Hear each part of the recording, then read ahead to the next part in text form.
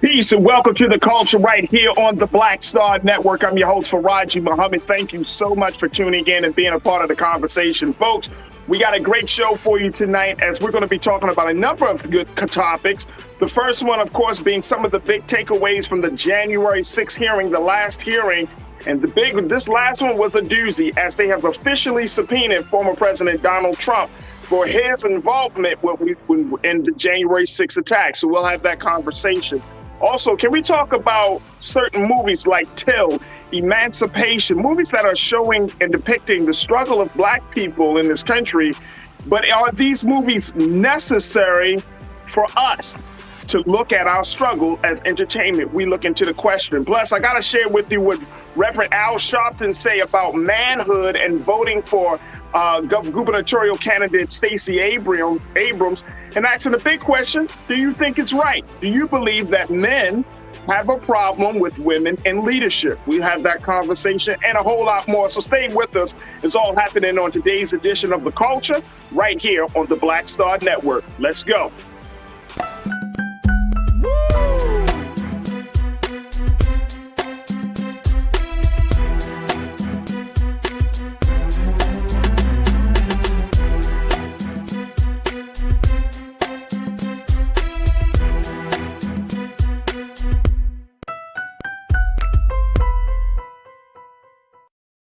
Folks, thank you so much for tuning in to The Culture here on the Black Star Network. I'm your host, Faraji Muhammad. Thank you so much for tuning in, and happy Friday. Man, oh man, we got a lot to get to, so let's jump right into it as we talk about the latest that has happened with the January 6th committee that had their committee hearing yesterday without any witness testimonies, just putting a bow on the bigger case. Yes, we've seen what happened behind the scenes of what led up to the attack on the Capitol. But more importantly, the big question is, how has former President Donald Trump, the role that he played, and will he finally stand before the American people and the committee to talk about what really happened and what he saw happening on January the 6th. Take a look at this, folks. This is part of the big central question that many people are wondering, that, is the committee able to bring former President Donald Trump to account for all of the things that happened on January the 6th? And it's a big question, very, very big question. Analysts, political, legal, all types of analysts across the board are having varying answers. But most people tend to believe that President Trump will not testify. But it was reported by Business Insider, New York Times, and then other outlets that the president said he would testify as long as the testimony is broadcasted live. Of course, this is Donald Trump. We know that he loves the attention, so I'm certainly not surprised. But let's talk a little bit about some of the big takeaways coming from the January 6th hearing. And I'm joined by my brother Rashad, who is talking to us about, just to give his insight. Culture crew member Rashad Staten, who is a nonprofit leader. He's also an activist and an advocate, and just one of many bright and brilliant minds that we have across this country to talk about these issues of politics. Rashad, thank you so much, brother, for joining us this afternoon. How you feeling? All is well, brother. All is for the culture, brother. I'm excited about this conversation here, man. I can't believe I know you are. I know you are. Rashad, let's talk a little bit about what we saw on yesterday's hearing, and there were a lot of big takeaways. There were a lot of things that were said, but one of the biggest thing, of course, is former President Donald Trump has been subpoenaed by the January 6th committee that is composed of both Democrats and Republicans, and Benny Thompson said that they needed answers. This is the Democratic, the representative, Benny Thompson, who leads the committee. He said we need to call President Trump to the table, because the American people deserve some answers about what really happened and how far-reaching, and did President Trump instigate this situation? I'm using that term, the same term that the House Speaker Nancy Pelosi used in this. And I want to show this very quickly. This was some of the compelling video. Some of you may have seen it, others may have not seen it, but check out just a little bit of the video that was taken by Nancy Pelosi's daughter on January the 6th, when lawmakers had to evacuate the chambers and they had to be put into a safe space. Take a look. Call up the effing Secretary of DOD. We have some senators who are still in their hideaways. They need massive personnel now. Can you get the Maryland National Guard to come too? I have something to say, Mr. Secretary. Well, I'm going to call the mayor of Washington, D.C. right now and see what other outreach she has to other police departments, as Leader Hoyer has mentioned. Get him up! Officer down! Get him up! Get him up! Hi, Governor. This is Nancy. Governor, I don't know if you have been approached about the Virginia National Guard. Mr. Hoyer was speaking to Governor Hogan, but I still think you probably need the okay of the federal government in order to come into another jurisdiction. Thank you. Oh my gosh, they're just breaking windows, they're doing all kinds of, it's really, they said somebody was shot. It's just horrendous, and all at the instigation of the President of the United States. Okay, thank you, Governor. I appreciate what you're doing, and if you don't mind, I'd like to stay in touch. Thank you. Okay. Thank you. Bye-bye. Virginia Guard has been called in. You know, I'm just talking to Governor Northam, and what he said is they sent 200 state police and a unit of the National Guard. They're breaking windows and going in, obviously ransacking our offices and all the rest of that. That's nothing. The concern we have about personal harm, personal safety is it just transcends everything. But the fact is, on any given day, they're breaking the law in many different ways. And quite frankly, much of it at the instigation of the President of the United States. And now, if he could at least somebody. Yeah, why don't you get the President to tell them to leave the Capitol, Mr. Attorney General, in your law enforcement responsibility. A public statement, they should all leave. This cannot be just we're waiting for so-and-so. We need them there now. Hey, Rashad, I think Chuck Schumer hit the line of the year. Why don't you just do your job, Mr. Attorney General? When I saw that, I was done, bro. He's like, wait a minute, hold on. And why don't you just do your job, okay? And tell people, as a law enforcement official, and tell them, get the hell out of here. Like, let's prioritize public safety as the first thing. Like, why not do that, right? It was very disturbing to watch that entire video, right? You can see the disarray of emotions, uncertainties. You can see the gathering of minds, and being someone that worked on Capitol Hill numerous times, knowing how the chambers works, the different routes that our elected officials and the support staff take, and seeing them usually go into this space of camaraderie or times of conversational pieces, but now using those spaces as a safe haven. I can only imagine the influx of emotions, uncertainties that they were going through, and it's emotional to see this. But like, we're going to talk about for the culture, for Raji, I want to lift up this idea, right?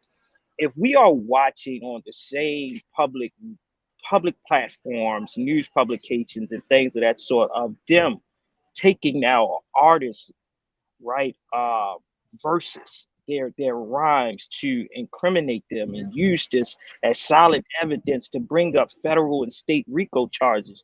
Why isn't videos like this sufficient enough for us to hold our elected officials and to see us get justice in the most expedited time frame?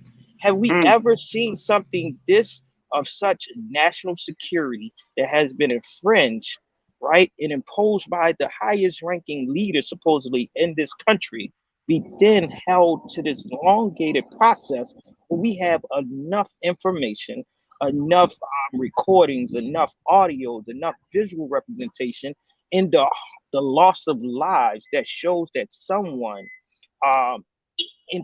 interrogated and actually agitated this process of harm and national security? Why is it taking so long for us to get justice and hold someone accountable of a lighter skin when we are using such low standards and such things that infringe on our rights of conversation, of communication, and things of that sort to go to the darker hue people? If this was any other top rapper, if this was any other elected official, I mean, they even mentioned calling out the mayor and the governors of Maryland and things of that sort. Baltimore City elected officials and our mayors in the last few cycles don't get this much time frame to get their stories together, to be protected, to decide whether they want the level of freedom of expression to hold things on their own time once being subpoenaed. I'd never seen this before. It's like watching a TV show. It's like the House of Cards and things of that sort. Like, what is being laid out at the end of the table, right? It's Bro, mind-boggling. It's Game of Thrones, bro. It's like Game of Thrones or something. I don't know. I don't know. And I think you're right on point, Rashad. Like, at the end of the day, bro, like, we're seeing very compelling video. We're seeing all of this, and it's still, look, I thought one of the big things that I saw, and I know there were like many, you know, some of the news sites are talking about these takeaways, but you literally had Republican leaders watching Nancy Pelosi and Chuck Schumer take action. Now, again, this is a documentary that was filmed by her daughter. So maybe she didn't, you know, film the part of the Republican leader. Maybe she wanted to show her mother in a very heroic light, right? Which is fine. But I mean, they huddled around. They're trying to figure out, like, which you know, how she, because Pelosi's calling all the people, Schumer calling these people. They trying to organize and arrange stuff to happen. Mitch McConnell standing in the huddle. He looking like he waiting for instruction. He is just as afraid of losing his life, that more so than Pelosi and Schumer.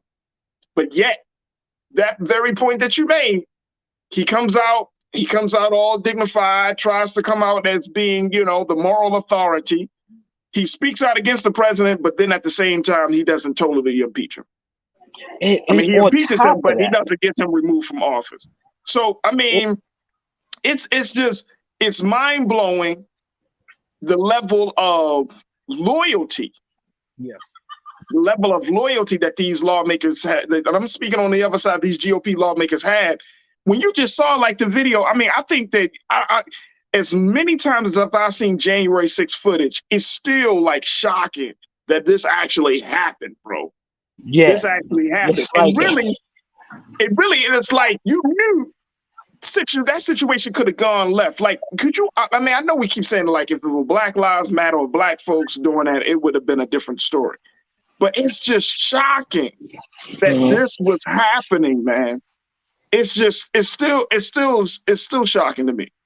It's the moment in the video that you just showed where Speaker of the House Pelosi actually says, we know that this has been led, right, and initiated by the President of the United States. It's like, what, you are the third ranking highest official in the country that is openly admitting on camera that they are well and well informed and know by, not by happenstance, that he perpetuated these actions and caused these things to happen. It's like, what else do you know, right? And then it calls into play, like, what else do you know? Who else needs to be subpoenaed and give a testifying? But at a certain point, when we look at other places at this large of a magnitude, of this level of national security, we know that our government do not take this long to get processes and procedures in place. What else is not being discussed? What else is being known? And how does he have this level of autonomy to continue to play to the people's emotions and try to belittle the functioning of our government and hold him accountable as an elected official? I mean, I understand the clauses, but the clause afterwards, when is he now up for exception to actually be held accountable? Right. Let me share a couple of comments from my online culture crew. Folks are checking in. Janae, you checked in and said, Rashad, white supremacy doesn't have rules for imploding on itself.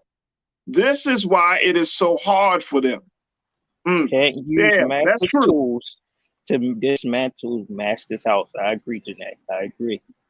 Absolutely. Absolutely. Thank you, Janae. Dirty Red 76, you said this is nothing new. This is America. It's always happening, except now we have technology. Yeah. But see, here's the thing. And I hear people kind of mention those things like this has always been happening. But Dirty Reds and Culture Crew and family, like if we really look at this, this is so historic. This creates such a precedent, right? Like we weren't living during the American Revolution, right? We weren't I was living just about to during the see that. Civil War. We weren't living during these very big moments of civil discord in this country. Mhm. We were living and we were watching, and we had all felt a range of emotions from January the 6th, right? And even now, like we're still like it to be, let's keep it real, folks. How many of us actually think that this is going to be the only demonstration of quote unquote resistance from white men from this point forward? How many of us really truly believe that this was it? Because I don't. It's certainly I not it. really don't, bro. I I agree. think this was like a failed attempt. You know what I mean? Mhm. Because they didn't obviously think this thing to the point they just wanted to bust up in there and just create some havoc and just disrupt. But I bet you, and I'm not calling for it, I'm just saying the way things are going, there are some people within those circles, within those spaces that's going to be like, all right, here's where we went right, but here's where we went wrong. And the next time we're going to try to do something else. Because I just don't see it. Things haven't quote unquote gotten better for those groups that were storming the Capitol on that day. Mhm. Things haven't gotten better. Matter of fact, things have gotten worse for them, right?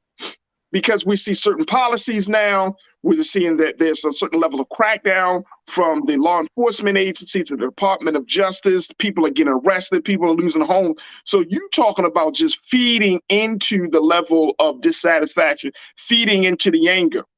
Because now the anti-government sentiment has become stronger and stronger in this country. This is not something that we can just gloss over and be like, all right, that just happened because Trump is out of office. This could potentially happen again. And like you That's said, what I'm saying, Rashad. and if it's not assessed, not properly held and processed to the furthest extent, this does Right. not set a precedent that will have Right. this altering, trickle down impact on even us as a people down to our everyday lives. This is like we said, and Right. our audience is saying this. This is a test run to something.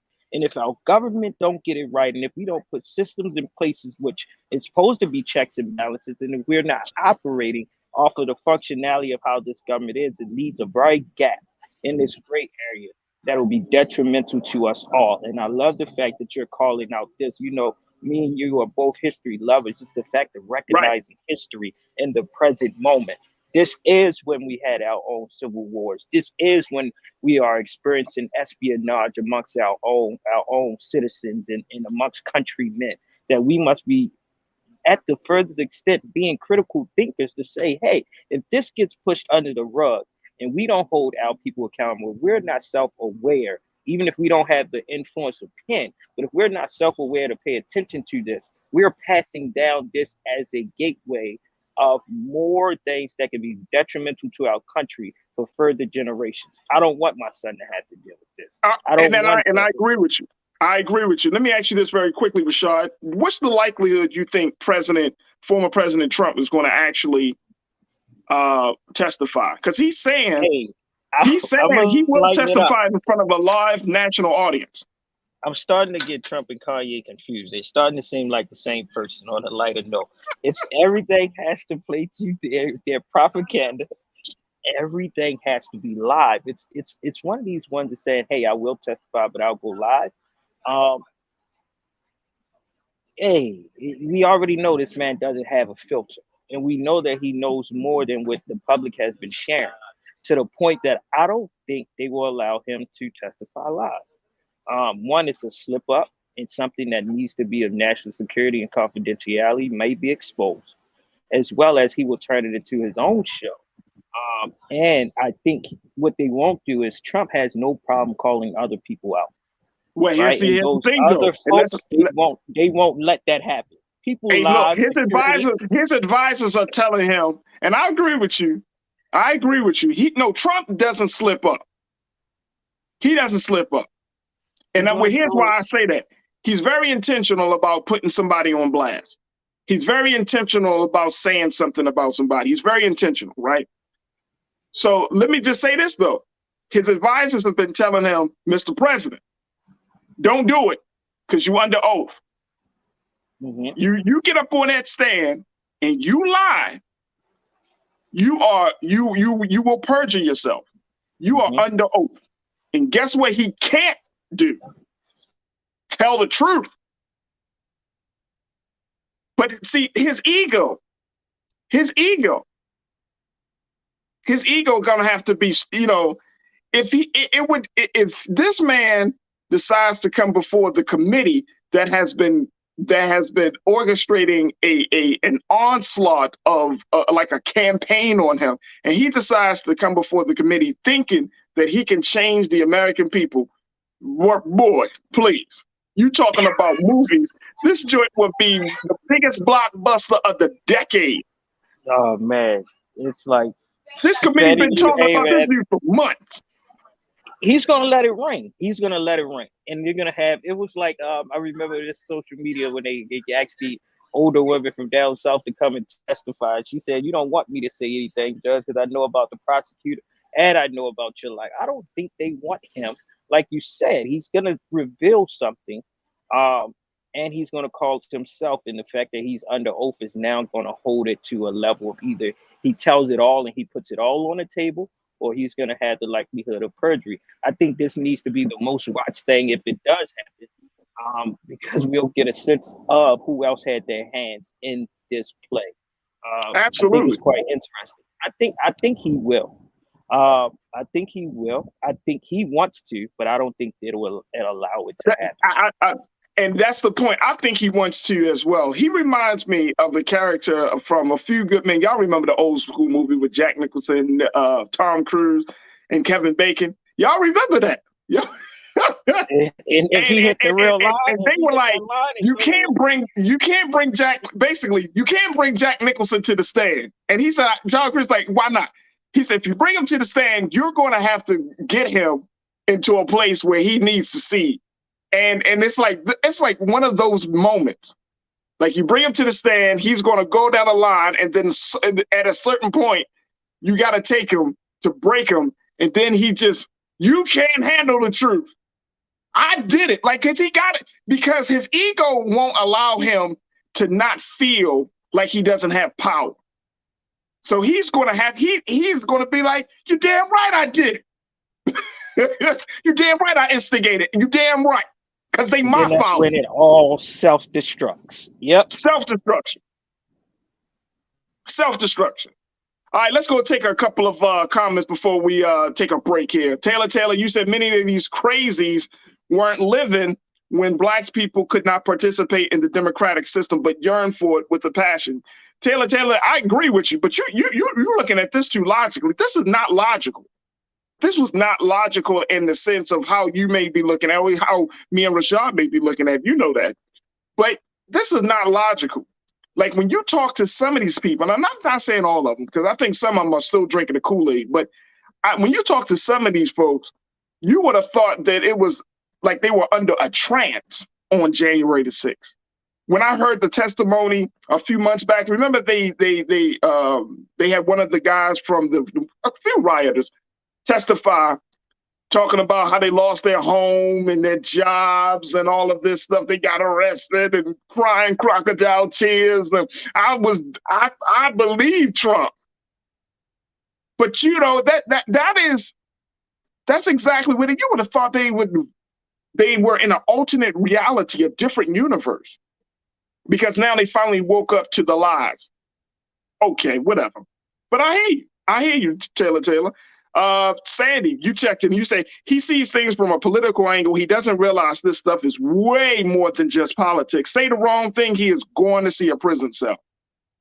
Say the wrong thing, he's not just the prison thing. And look, I don't know about any one of you, and Rashad, I don't know how you feel about this. I'm not even thinking about prison for Donald Trump at this point. I'm not even thinking about prison, because if the dude hasn't been brought to any real charges at this point, like, I think prison would be a reprieve for this guy. You gotta like embarrass him. Mm-hmm. I'll never forget at the White House Correspondents' Dinner that Barack Obama was at, and Trump was sitting in the audience. Y'all remember this? Y'all ever seen the clip? And Obama goes in on Trump, talking about the whole birther thing, you know, him not being born in America, like just going in on his thinking. And Trump is sitting there, and you can see he is fuming. He is just sitting there like, yup, I got you. Yup, I got you. And I think that was like back in 2011 or something, or 2012 or something like that. But embarrassment. You're not thinking about prison. The greatest thing is this dude operates from a place where if you got to embarrass him, you got to embarrass him.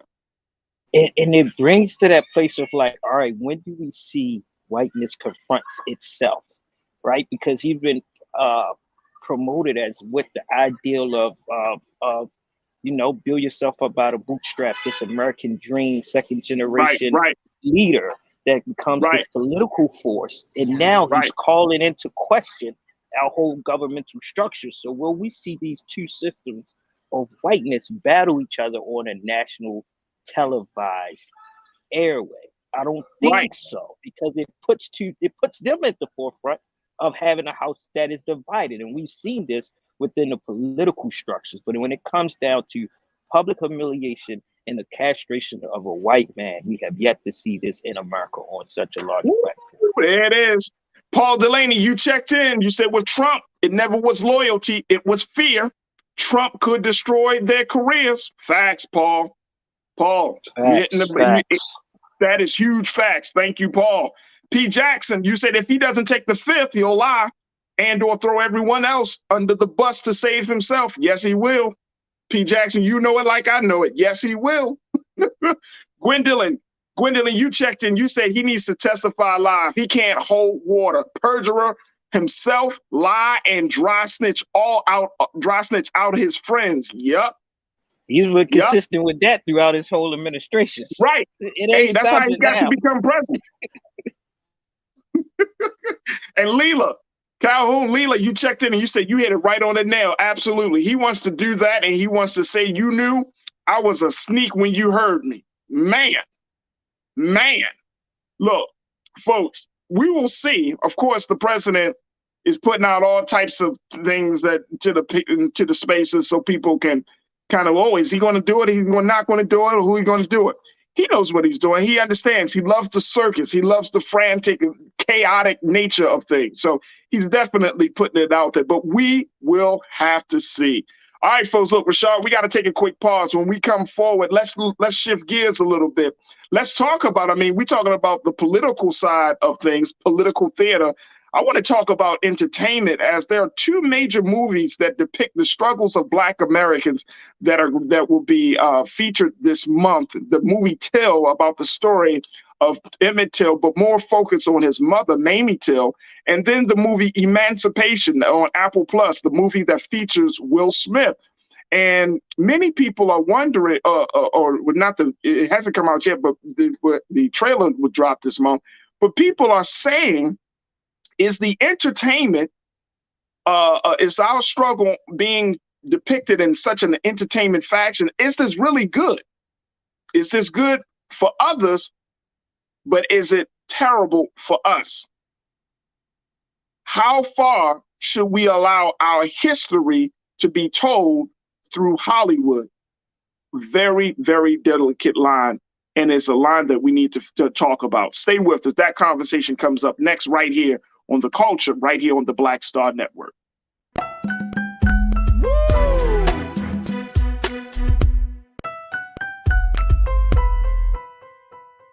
hatred on the streets. A horrific scene, a white nationalist rally that descended into deadly violence. White people are losing their damn minds.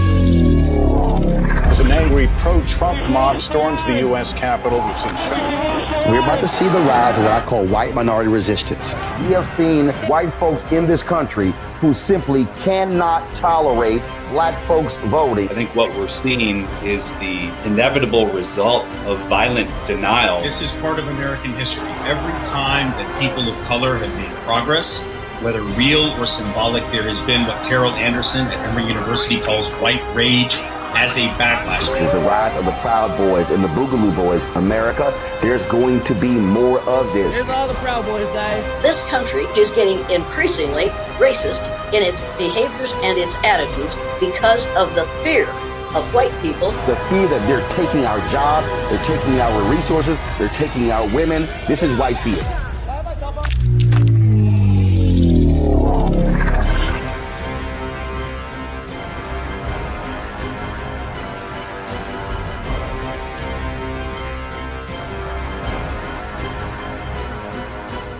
When we invest in ourselves, we all shine. Together, we are black beyond measure. When you talk about blackness and what happens in black culture, we're about covering these things that matter to us, speaking to our issues and concerns. This is a genuine people-powered movement. There's a lot of stuff that we're not getting. You get it, and you spread the word. We wish to plead our own cause. Too long have others spoken for us. We cannot tell our own story if we can't pay for it. This is about covering us. Invest in black-owned media. Your dollars matter. We don't have to keep asking them to cover our stuff. So please support us in what we do, folks.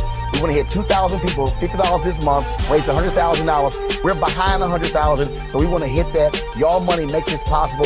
Check some money orders. Go to P.O. Box 57196, Washington, D.C. 20037-0196. The Cash App is $RM Unfiltered. PayPal is R Martin Unfiltered. Venmo is RM Unfiltered. Zelle is Roland at RolandSMartin.com.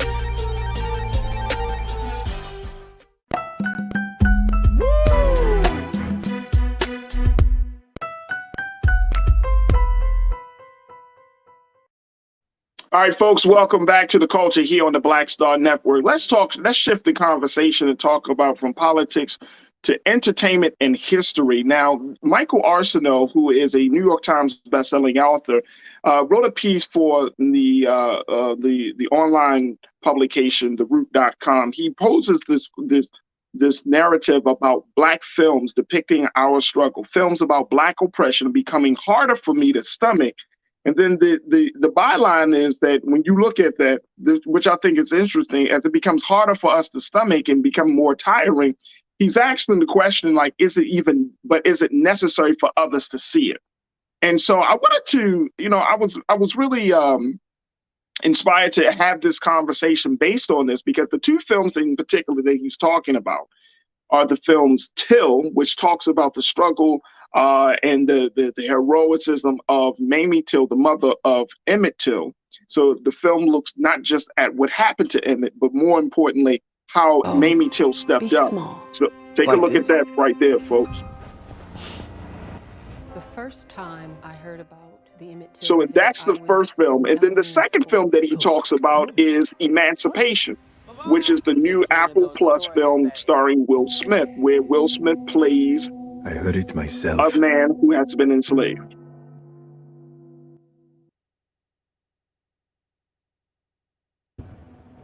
Slaves and in both films, once again, we as Black Americans, we have looked at this situation, and our story is being told, of course, through the lens of Hollywood. And especially with Emancipation, you have a multi-million-dollar superstar in Will Smith playing an enslaved Black man. He plays the real life person of Peter, who was a slave separated by his family. And Peter is the one who has the infamous photo. And at some point, Keenan, we got to find this photo of the whelped back. He was the one whose back was to the camera, had whelps on his back because of all the whippings that he had to endure while he was enslaved. So Michael Arceneaux put this idea out there about the necessity of seeing our story being depicted time and time and again, and how he's tired but still feel obligated to go see these films, to still feel obligated to take a look at our history through this lens. But one part of this piece that I wanted to highlight, and then we're going to bring Rashad in, and I want to hear what you folks have to say about this. He said this, take a look. He said, writers like Keisha and Blaine, and this is Michael Arceneaux, he said, writers like Keisha and Blaine argued at the time of the Tills trailer release, quote, this is from the writer Keisha, she said, for as long as racism and white supremacist violence operate as powerful forces in the U.S., and they obviously do, we will need films such as Tills so we don't lose sight of where we have been, where we are, and where we need to go. Blaine is correct, and this is Michael talking, saying Blaine is correct while movies like Till are not only worthy of being made, but vital with respect to, in essence, keeping America honest. I plan to see Till, albeit largely out of obligation. But ultimately, I hope each film's success will not totally lay at the feet of Black people. After all, many of us already know where we have been, where we are, and where we need to go. And now more than ever, that can feel exhausting. That is not to disparage those films and those behind them. It's simply to say many of us are simply tired and want escapism like anyone else. Both Till and Emancipation look like important movies, so I disagree with the critique that films like these perpetuate Black trauma and should be avoided. Even so, it is hard to argue with Black folks who say they are tired of watching us be brutalized as entertainment again and again when we have to contend with that reality every day of our lives. So folks, what say you? Is entertainment about our struggle necessary for others, even though it may be tiring for us? Let's bring Rashad back into the conversation. And folks, I encourage you to join us in the conversation as well, and post your thoughts on YouTube, Facebook, and all of our streaming platforms. Rashad, what you take of this, bro? Oh man, let's try to piece this onion, because it's so much. I think we've had these conversations year after year. When one of them hit the, we get a story like these produced on this large Hollywood level every 3 to 4 years, right? And I think it brings back this conversation. But this article makes a few great points, and I wanted to lift up my response from the article. And the comments made from those mentioned in the article. I think we may not, and I think they made a great point. We may be tired and fatigued at experiencing it, observing it because of the over accessibility and exposure of our trauma, our castrations, our murders, the questioning of Black lives versus white lives, that we may not be dehumanized, but we are exhausted with having to experience it and observe it, right? But I bring us back to where we are today, and we're starting to see an influx of the other narratives and the other stories of how it portrays us, that I think we need to have this delicate balance, right? After having a great film like The Woman King, and months later we get the Emmett Till story, it gives us this balance of where we were, where we are, and where we are going, that this generation can see this large spectrum of the Black diaspora experiencing specifically to this country. I myself am tired of seeing other slave reenacted movies, but I enjoy it when those stories talk on the historical relevance, and it's a real person. And it talks about someone that has transcended even the most oppressive states, but still found a way to be honorable, to be dignified, or fight some level of oppression to get some sense of liberation and freedom. I think those are important. But I also think this is calls into play the timeliness of stories like the Emmett Till case, because we just seen, the urge of making sure that the woman that falsely accused him is now held accountable 60 plus years after the fact. So the fact that we can watch something on screen while still living through it in the present moment talks about the fight and this need for continuation of us to be mobile, to be aware, and to be self-conscious of where we need to go as a community. Now, I purposely believe, yes, Hollywood will continue to purposely fund slave movies so that we can always be perceived by others as less than. And my last point is, even in my work today, now meeting a larger diversity of people, I tell them I'm tired of sharing my Black experience. Tell me about you. Tell me about you. You studied me so much that you may know me more than I know myself, but I know nothing about you besides your name. So I don't share my Blackness no more. I use it as my valuable gem. You won't know my story. What's your story? Because once they start sharing it, I'll be like, oh, that sounds like my story. To us. Yeah. So what do you think about yours? How would you want to lift yourself up? That's just mine, right? This one topic brings up so many different outlooks. The level of dehumanization, purposeful budgeting to continuously put this story of us, but it's also timely and needed because this generation is so in flux with things that 14 and 13-year-olds are still going missing, are still being murdered, are still being chased down, and we are still not seeing white perpetrators being held accountable. And you know what? And I think this is like a double-edged sword, right? Like you want people to know the history, but then at the same time for us, like for example, let me just put it out this way. Okay, so here in LA, if you go into like Inglewood in South LA, where predominantly Black folks are, right, in Los Angeles, like in Inglewood, they got this big, huge billboard with the Till trailer running 24 hours a day, right? Huge billboard right over, right, and I forgot the street name, but it's a huge billboard and it's running Till. You driving down the street, and this is right now, like you drive down the street, they got Till posters all plastered in the Black community. Now, if you go to West Hollywood, I see a couple of Till billboards, but it's not nearly as much as what we see in predominantly Black areas. So I think there is something to this idea about us. It's like the marketing strategies for a lot of these movies is for us, which is counterintuitive because the movie is about us. So it means like most of us should know the story. Like I'm talking about Till in particular. Emmett Till his story is one of the most important turning points of the civil rights movement.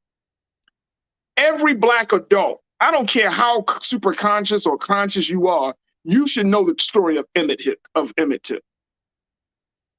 Every child that can learn and understand, Black child, should know the story of Emmett Till. From 7 to 8 years old, or even 7, they should know the story. So I think it's interesting that the way these movies are coming out, the audience that you try to bring in, I feel like basically it's the wrong audience. We know the story. Michael said it in his, we know the story. But I feel like they know the story as well. Yeah, but see, if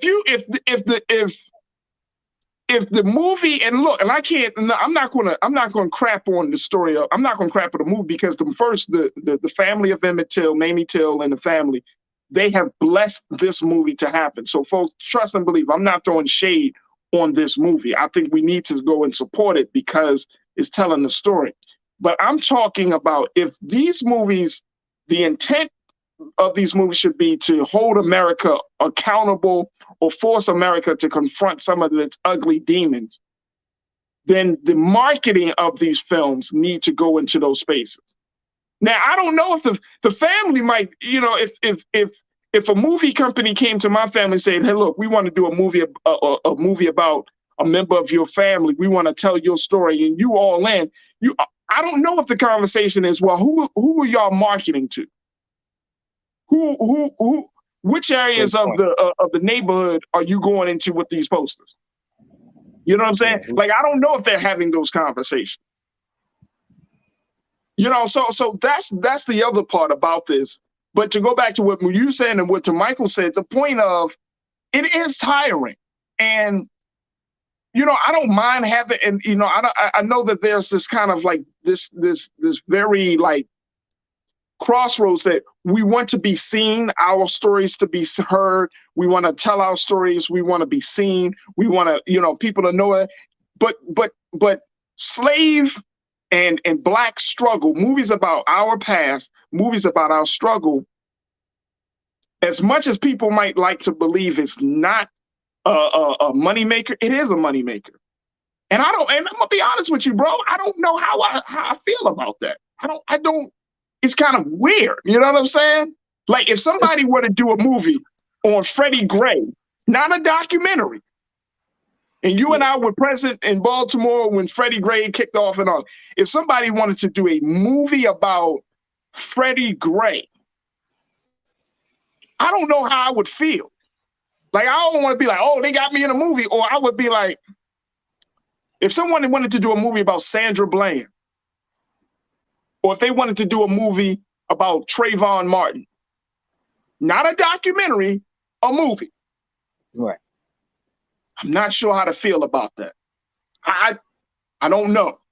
All right, let me just take a couple of comments as folks are checking in, because a lot of people, Rashad, people are just trying to figure out like what to do. All right, let's look at this, and I'm certainly want to show the picture that Keen. I know you got the picture of Peter, just to let people know this is the story. This is Peter. Y'all know this. Y'all seen this picture, but this is the character. This is the man that Will Smith is portraying in the story Emancipation. That brother. So I just want us to keep that in mind. Now, a brother like him, his story needs to be told. Yeah, because you only see the image and you don't really you don't see the humanity of this man. Mm-hmm. Agreed. Which is important. So again, it's like you got all of these like pros and cons of this whole of this conversation. All right, Shalinda, you checked in and said, if Roots didn't scare us off, I seriously don't think Will Smith and his character will have an effect on us. We are desensitized to it all. I remember seeing 12 Years a Slave. Still hit me. Still hit me, Shalinda. Some of those scenes were. Some of those scenes were just a little bit too close. You know what I'm saying? And of course, I didn't live in that period, but it's still hard to watch. It's still hard to watch. Some type of emotion. Yes, I agree. It's still hard to watch.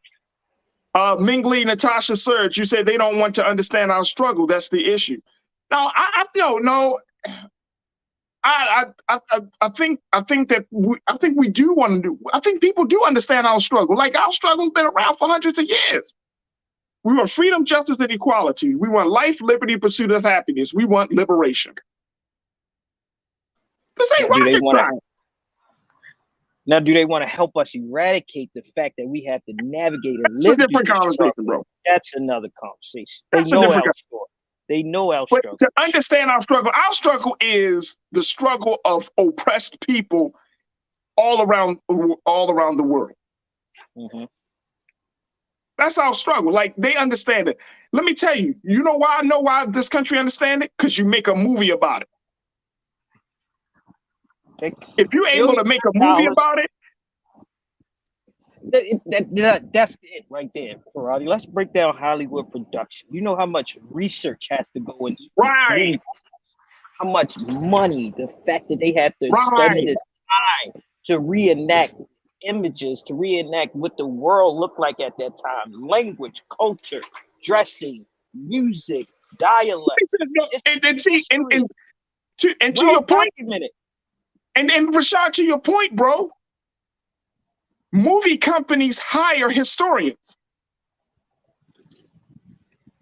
They hire historians to be able to as in telling that story, to be as historically accurate in some cases as possible. Mm-hmm. They hire people to do that research. This is Hollywood, folks. This thing is a well-oiled machine. I know that, you can have your view about it, but the fact is, this is Hollywood. They hired, so I'm not talking about some rinky-dink situation here. And it goes I'm through talking years of edits before it's even made to go public. like Will Smith is, and I mean, going back to Emancipation, Will Smith would not put his stamp of approval on a historical, on a film about his people's history, because he's not a dumb man. He's not just goofy and laughing. You know, he's not going to put a stamp of approval if there isn't some level of historical accuracy, if there isn't some truth telling. No, this is I mean, we don't like to believe that Hollywood or filmmakers have the power, just have even more power than historians and social scientists, but they do. They Probably really do. They can rewrite history. Probably exactly what Brother Malcolm said. They probably are the most powerful entity that influence the subconscious and the conscious mind, and is the first, I want to say, the first front line of education, especially in today's society.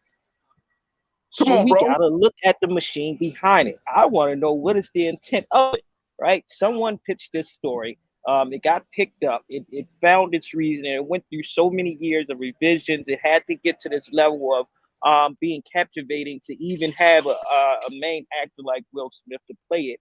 It has to have, with the movie, Till, some level of historical relevance, timeliness, and accuracy for the Till family to even validate the production of it. That what is the intent outside of the educational part? What is Hollywood's angle to this? Because we know what it would do to us. That's it. Like, because if we don't ask that question, like, what is the intent, right? If we don't call to account, you know, what was the motivation behind it? Don't think, and here's the other part, the timing of films. Look, I got people on my team who worked in the industry. The industry don't work off of no haphazardness. The timing of films. You got two major films, Emancipation and Till. Emancipation, the trailer drops in October. Till, the movie, drops in theaters in October, right? You got, this stuff is not by happenstance. This stuff is by design. And my point in saying that is just simple, that this stuff is created to elicit a certain response, to get it. There's a reason why, like, Black Panther's dropping in November. You know what I mean? Like all of this stuff is happening. Is all happening. I remember years ago, there was a period of movie making where we saw, and I don't know if you remember this period, that Rashad, I may be dating myself, but there was a period of movie making where we saw, like, certain Black films, and I mean, like, Black directors, Black actors, Black folks behind the scenes, like Menace to Society, Boys in the Hood, some of these other type of films, very urban films that talk about the urban life and struggles of Black men. They really came out around the same time. Right. And they helped to create the culture. I remember before the Million Man March, certain films came out. You know what I mean? Back in 1995, if y'all look at what was the movies in leading up to the march. Let's look at what was the movies to Get on the Bus. Yeah, right. Get on the Bus, right? But what was the movie? Like, that was a different film. That was more of like a show of, like, a homage film to the march. Mm-hmm. But I'm talking about those Hollywood films. How were Black men depicted prior to the Million Man March? If you go back to the 1963 March of Washington, what was the biggest Black films or who was the biggest Black star at the time? I think it may have been Sidney Poitier, if I'm not mistaken. But look at what was happening, because trust and believe, films don't come out in a vacuum. Films come out as a reflection of where we are socially, politically, economically, and culturally.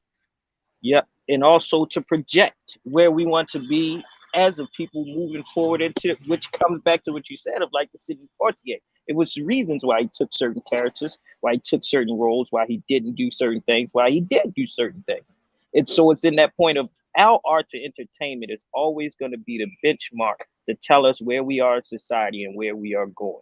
And like you said, everything in Hollywood is down to the T to play its part. These movies have to be slated to get awards, to get accolades, to get great reviews, just like our music comes out in good quarters. We had to be mindful to say, okay, this is quarter one. We can expect this type of movie. All right, we're going into the holiday season. We need something that's going to galvanize and build our momentum and our spirit and make us feel good as a people. So we can expect this type of movie. But I think it all plays a part too. Is it too much? Is it timely? But also, how do we allow these movies to help us inform the next generation? And I think that's the most important thing. That's it. And when we talk about that timing, and I know Janine, I saw your Janine Gordon, you said some timings of movies also has to do with consideration for major movie awards. That was one of the motivations that Apple decided to release Emancipation earlier than expected, because they wanted to be considered for award season, even though Will Smith is banned from the Academy and has resigned from the Academy. They still wanted the movie to be considered for award season. So that certainly plays into it. But do y'all think that all the talk, and this movie Till has been in production for a minute, but the talk recently about Emmett Till, the talk about Carol and Brian, we've been having conversations about that situation, that moment in our history just a few months ago, right? We talked about, any new books, all of that. This is not by like, oh man, this is just happening. This is by design. And my point is in saying that is that we as the consumers of media have to recognize this, right? Now, I think we should support the films. I'm not going to blast the film and say no, don't support it. But bring somebody who don't know. Help enlighten somebody through the film. Maybe you go see the film, and if you find that the film is good for some Black teenagers, because Black teenagers, Rashad, I'm talking about 12, 13, 15, 16 years old. They have no sense. Some of them have no sense of history, right? So I think some of you even said, yeah, sometimes people learn through the movies. You're absolutely right. So maybe the film can be used not just to entertain, but also as a way to educate, not just for us, because we know, but I'm talking about the next generation. The next generation. Bring them in, have some conversations. Have some conversation. You know what I'm saying? Get out of space, show it in your church, show it in your recreation center, and have some conversation. People were doing this for Black Panther. I remember people were having movie showings for Black Panther, and that's a superhero film. So if we could do that for a superhero film, imagine what we can do with a film that's been blessed by a family that have made an historical impact on our struggle. And you said it, like, tie in the history together. What's the idea of the connectivity between a Till and Tamar Rice and Trayvon Martin, right? This is the perfect access point of exposure for our young people to see, to bring a middle school young person and say, hey, that could have been you 60 or 40 years ago. It's not to inflict trauma, but to bring the reality of the present moment that they're in by expressing Blackness because they are in a Black body. And that brings a place, man. If we can propel and create great revenue of a fictional character, of a superhero, and we can honor the legacy of a real person and a family that is still fighting for the struggle of justice in today's world, that speaks to it. Because if anything, Emmett Till would have been somebody's grandfather at this age. He would. He definitely would. And I'm going to go final point. Dr. Carr, our brother, Dr. Carr from Howard University, put it out there. When he saw Woman King, he made a tweet saying that films are not documentaries. And I think that is the big part of this, that as much as we can enjoy a film, you still need to make sure that the truth is not being distorted. And I think that's the important part. I think, let me see which Culture Crew member talked about this, that we still have to make sure that the element of truth stays intact, even during these films, because some of the facts or some of the things depicted in the film may not be consistent with what actually happened in history. So, there's a time and a place for all of this. But folks, I can understand the sentiment that many of us may be tired, but unless we change some things on our cultural side, I still think that there are going to still be some more films about our struggle and about our history that's going to be made, because it's profitable and people don't always know. That's what it is. Rashad, my guy, I appreciate you, brother. Thank you for spending some time with us this afternoon. Can keep up the great work you're doing, Rashad. Hey, always for the culture, brother. Much needed, much certainly timely and purposeful. Thank you for continuing to live in your life and your truth, brother. For the culture. Oh, brother, thank you. Absolutely, absolutely. Folks, Rashad checking in. Thank you so much, brother, for being so good for the culture. All right, folks, we got to take a quick pause. When we come forward, oh, man, I've been wanting to have a conversation with you about this one. Al Sharpton is under some fire because he said some things about manhood. He questioned manhood as it relates to voting for gubernatorial candidate Stacey Abrams, who's running for governor of the state of Georgia. We're going to play for you a little bit what the good Reverend had to say and get your take on it. And I'm asking a question. Do you think that Black men have a problem with women in leadership? Ooh.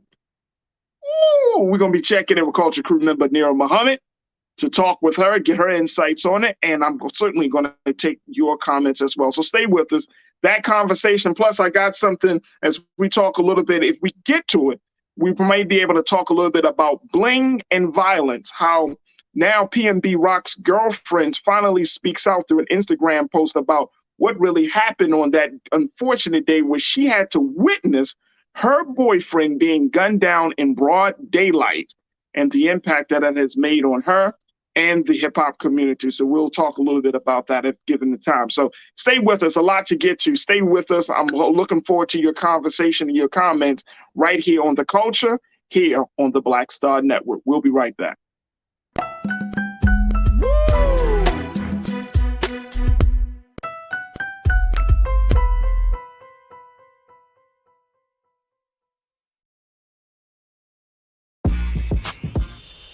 When we invest in ourselves, our glow, our vision, our vibe, we all shine. Together, we are Black beyond measure. Pull up a chair, take your seat. The Black Tape with me, Dr. Greg Carr, here on the Black Star Network. Every week, we'll take a deeper dive into the world we're living in. Join the conversation only on the Black Star Network. I'm Deborah Owens, America's Wealth Coach, and my new show, Get Wealthy, focuses on the things that your financial advisor and bank isn't telling you, but you absolutely need to know. So watch Get Wealthy on the Black Star Network.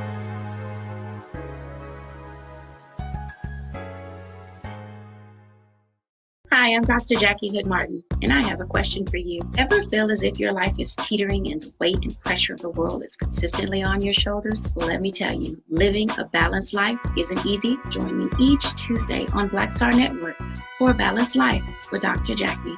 We'll laugh together, cry together, pull ourselves together, and cheer each other on. So join me for new shows each Tuesday on Black Star Network, A Balanced Life with Dr. Jackie.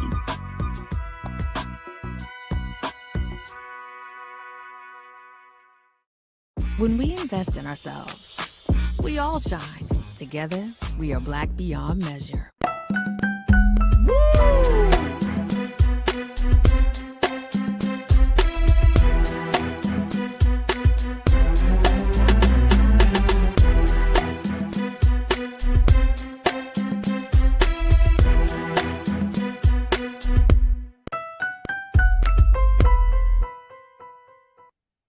All right, folks, welcome to the second hour of The Culture right here on the Black Star Network. I'm your host, Faraji Muhammad. Thank you so much for tuning in and being a part of the conversation. Man, oh man, first hour, we had a lot to talk about from January 6th to talking about Black movies and the impact that they have on us and others. So if you missed the first hour, make sure y'all check out the replay, and we would love to hear what you have to say. And while you're checking out the replay, I hope you're streaming us. Hope you're streaming us on blackstarnetwork.com, because that is the place where you will find not just today's show, but all of our past shows, the other shows on this illustrious growing network, as we continue to have the conversations that are important to you. So just head on over to blackstarnetwork.com. Do your due diligence, support Black-owned media that is taking the conversation, media that is stating the case and telling our story like never before in a time that is needed the most.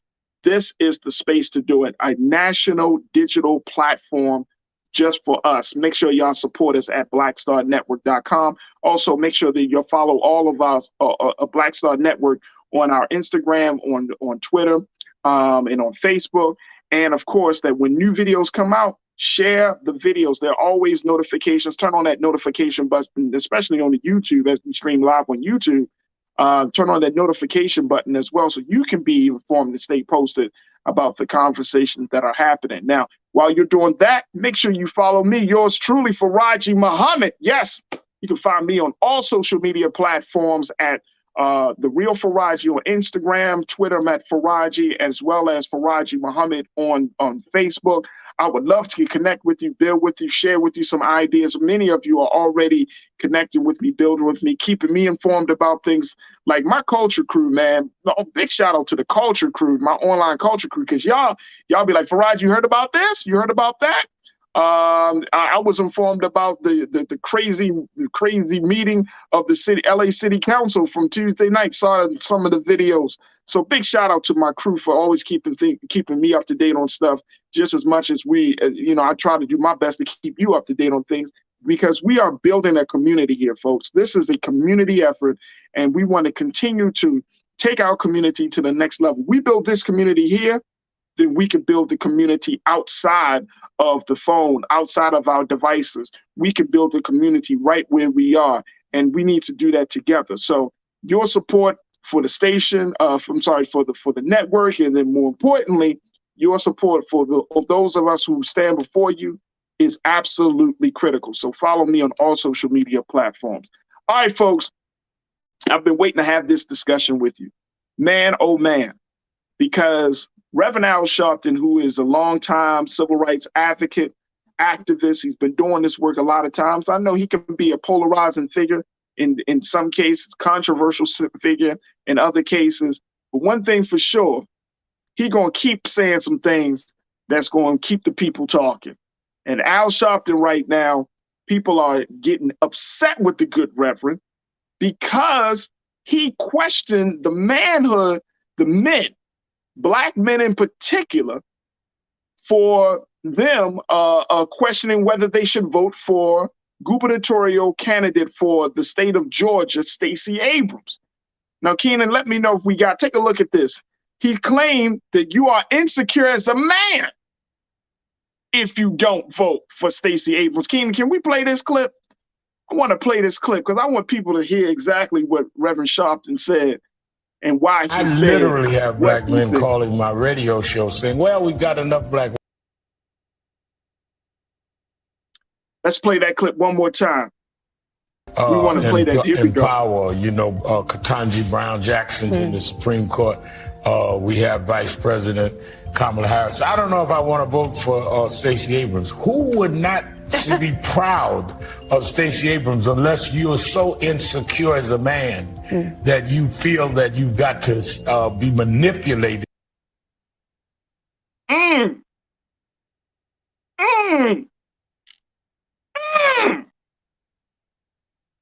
You mean men, y'all got a problem voting for a woman in power to take over?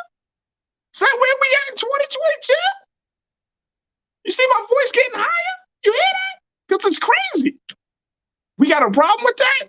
Oh my gosh. So I had to have one of my favorite culture crew members to join in on this conversation. She's a woman that is unapologetically a woman. Always talking about, always keeping us up to date on what women are thinking, what women may not be saying, and most importantly, why we need to have a conversation in detail about this situation. She is the host of the podcast Queen Talks with Nira Muhammad. She is also a screenwriter. She is also an advocate. She's an educator, has worked in the classroom. And so we're happy to have her join us today. here again on The Culture. Nira. Hey, Faraji. It's always great to be on. Absolutely. All right, let's talk a little bit about this. Reverend Sharpton said that you are that insecure as a man. Here's my question, because I think this speaks volumes about where we are. I'm posing a question. Do you believe that men have a problem with women in leadership? What say you, Nira? Do you believe that to be the case?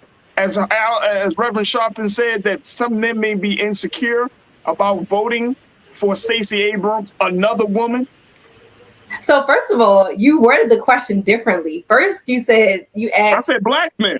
Yep, you said black, but then when you asked me the question, I'm gonna get to that. I'm gonna get to that. But check this out. But when you asked me the question just now, you did not say black men. You just no, said I did men. not say black. And I'm glad that you didn't, because that was going to be my first thing. Men, can we just start there? All right, there you go. And it's funny because you just came off of talking about TV, and two of the big shows that are out currently are House of the Dragon and The Handmaid's Tale, and those are two shows with very, very strong female characters as well as narratives for women, and they are both shows that show how hard it is for men to step back and allow women to be in power or have basic rights. I mean, we're in a country now where women's rights in our bodies are being discussed without our consent. You know what I mean? Mm-hmm. Like, decisions are being made for us and for our bodies. So I think that this question you can answer this question yourself. I think anyone can answer this question themselves. But I don't want to be unfair and put like this general umbrella over all men. No, all men are not insecure having women in leadership. But yes, on a large scale, globally, men still have a huge issue with women being in power. Huge. So, I mean, and this has always kind of been a part of the case, I think, especially in politics in America.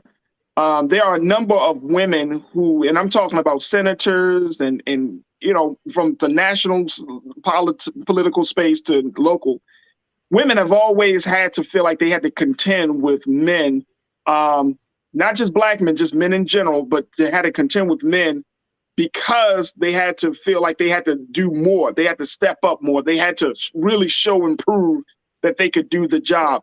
Of course, we saw this with Vice President Kamala Harris. Many people just blasted her and say, oh, you got a woman vice president. Can't she be fit for the job? This was brought up during Hillary Clinton's run for presidency. Can she do the job? So you helped me to start the conversation talking about men. Do you think that this is a man thing, or do you think this is a black man thing, especially as it relates to our sister Stacey Abrams? Do I think that black men have more of an issue with women in power than white men? Yeah, let's go. Absolutely not. Okay. In my experience working with white men of power, they can, and just with even with some of my white male students, they can be very condescending and very like, I'm smarter than you. And I don't always think they mean to come off that way, especially some of the younger guys who do it, younger white guys who have done it, and students that I've taught. But it's it can be very condescending, and you're just like, actually, I actually do know what I'm talking about. I actually do know more than you on this particular topic, and they don't like to fold on that. Whereas I've had a lot more black men that are like, oh, okay, go ahead, sis, go ahead, queen, you know, take the lead, do this and do that. So I will say that it always depends upon the space that you're in. Yeah. How white men have a problem with white women having power. Like, let's just start there. I mean, literally, I just mentioned two shows that are like white men oppressing white women, or saying, oh, well, this white woman, oh, she may be supposed to take over the throne, but she's a woman. She can't rule. We don't want her because she's a woman, when she's more fit than any of the men to actually rule and take over. So I think that, and we've seen that in history so many times, women are very fit to rule. Women in history have ruled very successfully, from ancient queens of Africa all over the globe. Women have proven that we are very fit to rule, but we also have to deal with the fragile male ego at times as well. So it's a lot of tiptoeing for women. Even women in business now, we're still begging to be paid the same amount as men. We're still begging to have the same seat at the table. I mean, at the end of the day, this is not new. It's sad that it's something that we're still dealing with, but it's not new. So I agree with you on that. I agree with you on that. And I feel like maybe we just need to, and one of the reasons I wanted to bring in to have this conversation is because I wanted to kind of do like a culture check on where we currently are right now. Because what Reverend Sharpton said is that I've heard this from men where we already got women. And it's almost like when people be like, well, we already got, maybe black people are doing well. Look at Will Smith. And you'd be like, but that's just one out of millions. You know what I'm saying? You might be able to, if you can name, here's maybe this is like an unscientific metric. If you can name all the women that are in power on two hands, then we got a problem. If you can literally name all the women in power in general, I think that's a problem, because there's so many men in power that we couldn't name all of them. I mean, I just feel like as women, I know for me as a woman, I'm tired of having to like jump through so many hoops to prove that I'm worthy, to prove that I'm just as good for the job, if not better. And I think that women across the globe are tired of that.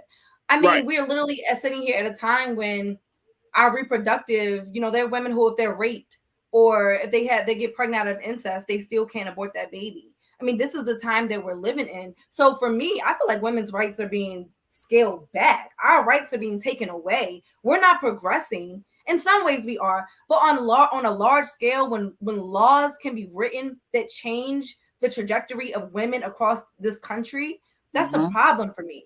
That's a huge, we're losing our power. And that's why I feel like we have to stop being quiet. We have to stop being complacent, and we have to start being like, nah, we need more women in power, because decisions are being made by men. Right. Facts. In fact, women. Facts. Of course. Now I want to get a couple of comments from our culture crew online here. Dejima Boutique, you say, do women want to be tokenized? How about we focus discussions on qualified candidates who happens to be women? Absolutely. But I'm also in the space of, why do we keep pitting black men and black women against one another? Why are we saying, oh, there's already enough black women? All right, so black men, step the fuck up. You know what I mean? Like, you're tired of seeing black women in power. All right, so let's black men step. Come on, we cannot act like black women do not give black men the space, the time, the love, the care, and the nurturing to step up. We want black men to step up. But if you're not, we will certainly do it, because we've been doing it and we're going to continue to do it. And black women are excelling. Women are excelling. Women are wanting more. Women are using their voices. Women are using their talents, and women are getting shit done. If you are, as a man, or have a problem with that, I agree with Al Sharpton. That is your own insecurity. That is your own ego. You got to go deal with that. Take that out with your therapist, bro, not me. All right, Janine, I hear you I see you in the chat. You're getting people riled up through your messages, Janine.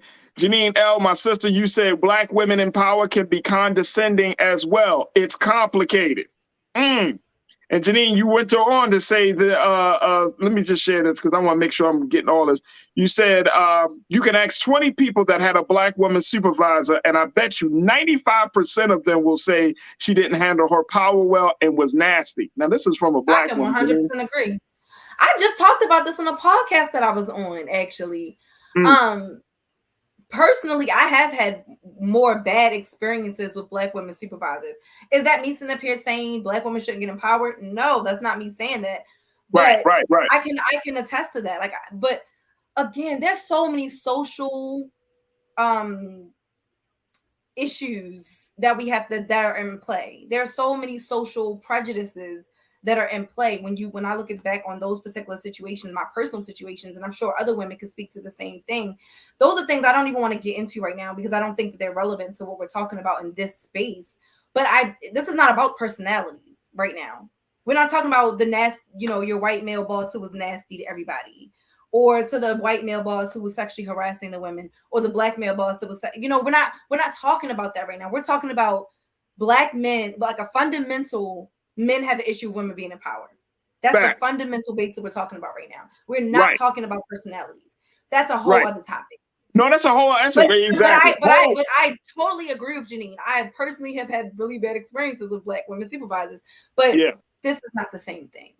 No, it's not the same thing. But I think to your point, it is something like what we're looking at is what I think a lot of people tend to believe, which is this false narrative that women, quote unquote, are overly emotional. Therefore, they can't, y'all can't lead in a logical, from a logical space. But let me share that this is what DeAndre checked. Let me tell you something. Oh, dudes, we over emotional.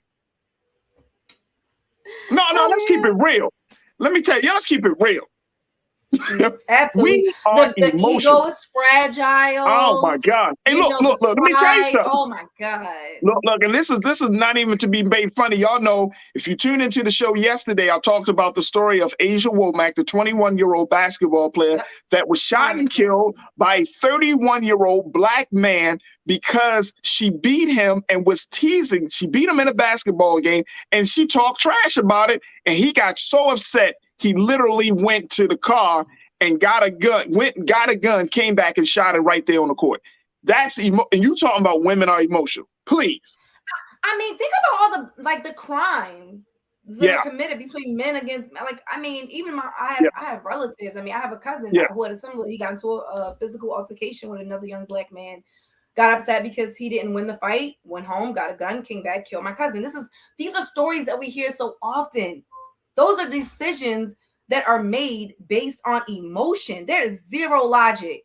And if you talk to a lot of the brothers that are sitting behind bars right now, or that are even out, that are going around now sharing their story to help other young brothers not fall into the same pitfalls that they fell into, they will tell you, man, this was all about my ego. This was all, I didn't like the way he looked at me. I didn't like the way he talked to me.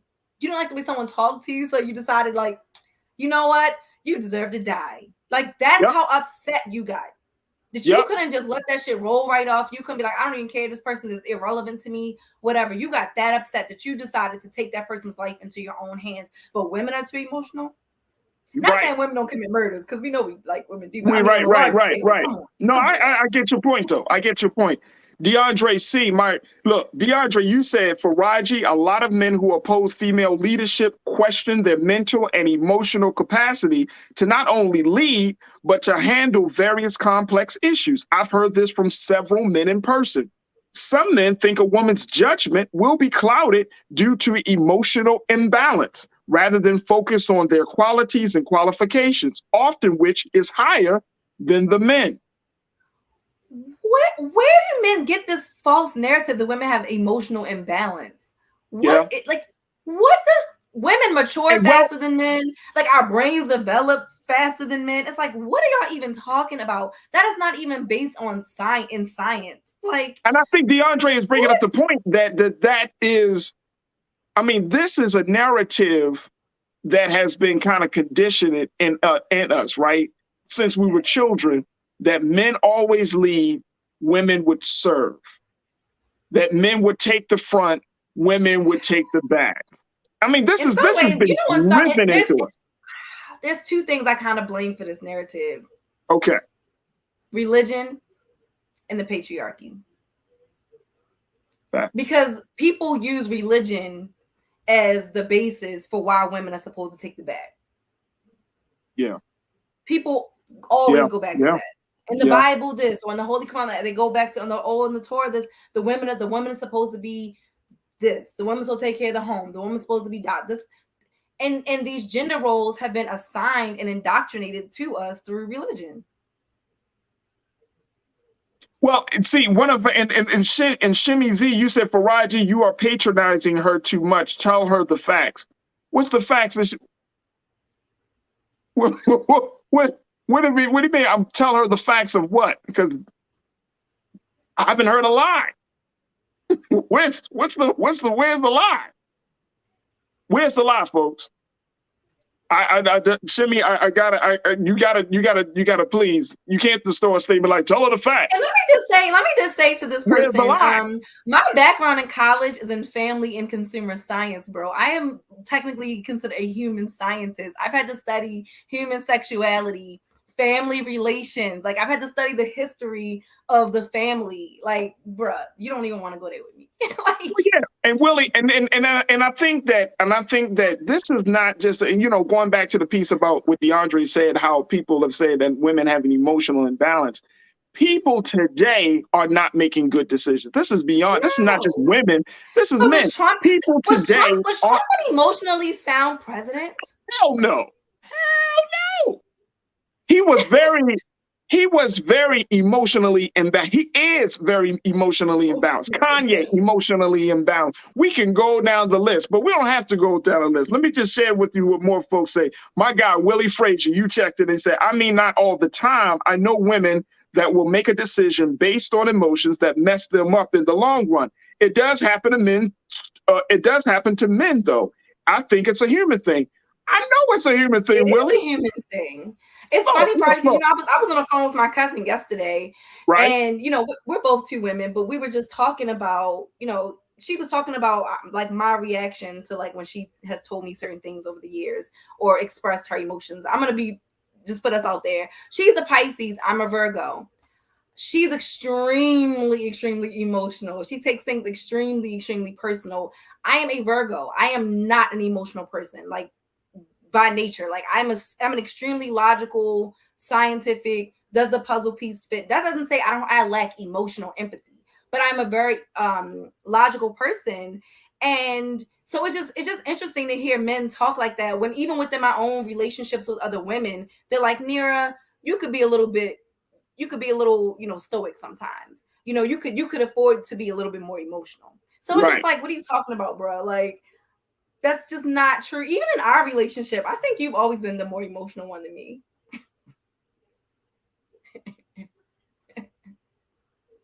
Okay, so let's take some more. Comments from our culture crew. For real?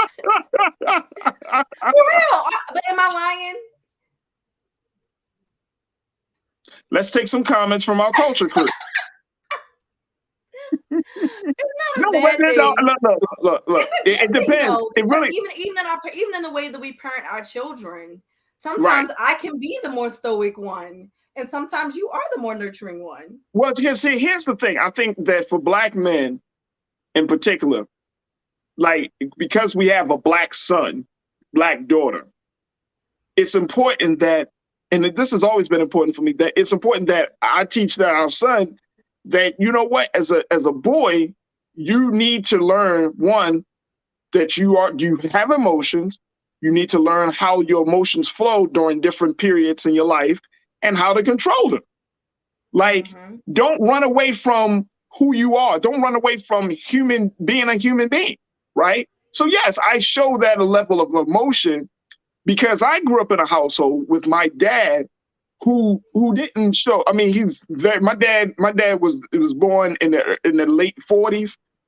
God be with him. He's 75 years old. So he's old school. Y'all know old school. Old school. He didn't come up with when I tell you my dad didn't come up with a silver spoon in his mouth, my dad came from the bottom, right? He didn't have his father in his life. He was raised by his aunt. So he had to learn the street life. He had to go and learn about being a man. It wasn't until he joined the Nation of Islam he started understanding the role of what a man is, what a man is supposed to do for his family, for his community, for himself, and for God. So when you're talking about things, this is why it's important to even have these conversations because, and I think there needs to be a bigger conversation about just manhood and womanhood in this day and time because we have gotten so far all over the place. And I think a lot of these Black men, I think a lot of us, if it depends on what era you grew up in, that you have a more healthy relationship of women versus like the young brothers, like if you're 25, you might be 23 years old, depending on who's around you, because the culture right now is showing you that you could be this crazy ass dude that you want women to serve you. I mean, just some of the things that I see and hear about that of what it means to be a man, I'm like, what? And so I want to counteract that, especially with our son. I want to counteract that. I don't want a son that thinking, Dad, I'm hard and I don't want to, cry, and Dad, I'm a these chicks out here.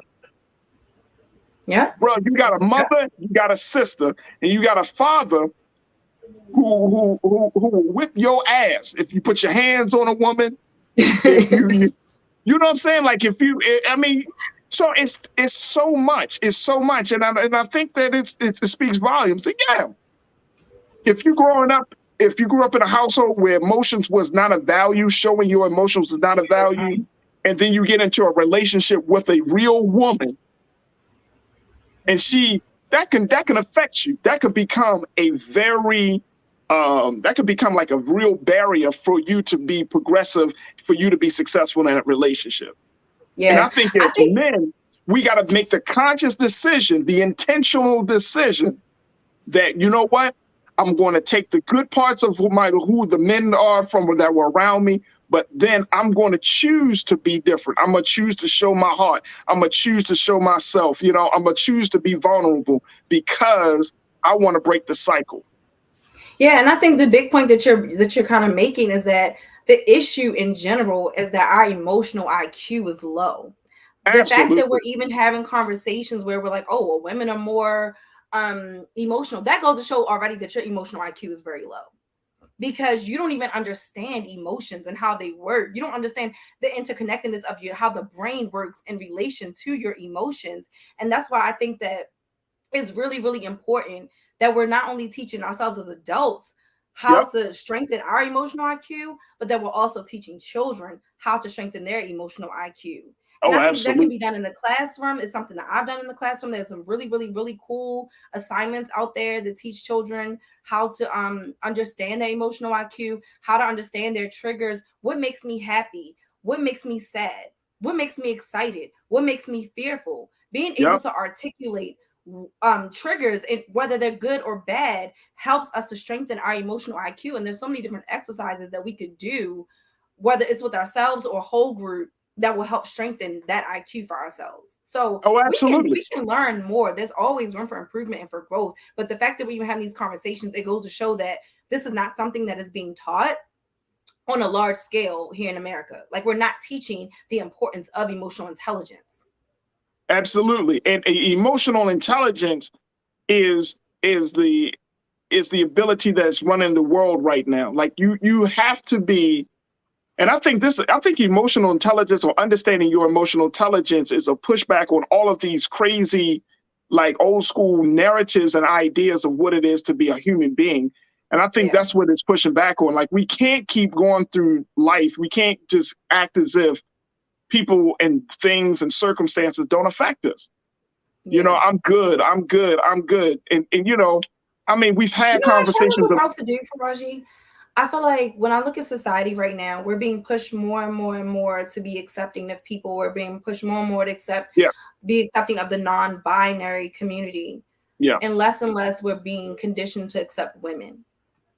I think the narrative of being a woman itself is being diminished and watered down. Wow. That's a whole different conversation, because you're not the only one that feel that way. There are a number of women, and I've been reading from our childbirthing experience. I mean, to even say, to take away the word woman from, women give birth to people give birth, or childbearing person. I think that's disrespectful. I think that's extremely, extremely disrespectful to the centuries, to the millions of years that women have died in childbirth, especially Black women. Just to our plight and our struggles of our reproductive health. Being a woman is not easy. I remember being 26 years old and having a life-threatening miscarriage, to where my entire, fallopian tube erupted and I was dying. If I didn't get rushed to the OR, I would have died, because I would have bled to death internally. And just thinking about all the different emotional things that I had to go through just in that one experience of losing a child, of losing my fallopian tube, of being near death, the pain of recovery, the pain of surgery, just so many different things, the fear of not being able to get pregnant again, of just having all these different health issues, having, a cyst that erupted on my ovary, just different things that women go through on a daily basis, whether it's with our bodies or with our mental health. And it's just like, that's just being diminished. And that bothers me. That's a very, very important conversation. It's a big conversation because I noticed that I've read some New York Times pieces around this, and we can't go into it today, but that is a huge conversation where I find that a number of women feel like their role and just who they are as women is being diminished. Real big. I can't get into it today, but that's real big. Let me go to. If you talk about it, you better talk about it when I'm here. Oh yeah. Oh yeah. Definitely. Janine says, "Say that, sis. I can't stand it. Women are women, and we bring life into the world, not people." That's all I'm gonna say on that one, Janine. I got you. Janae, you checked in and said, "This is why Reverend Al was provoking men to shut down this narrative. This is not the election to lose, and Stacey and DeGier need to win." Look, at the end of the day, we can't allow this these old school,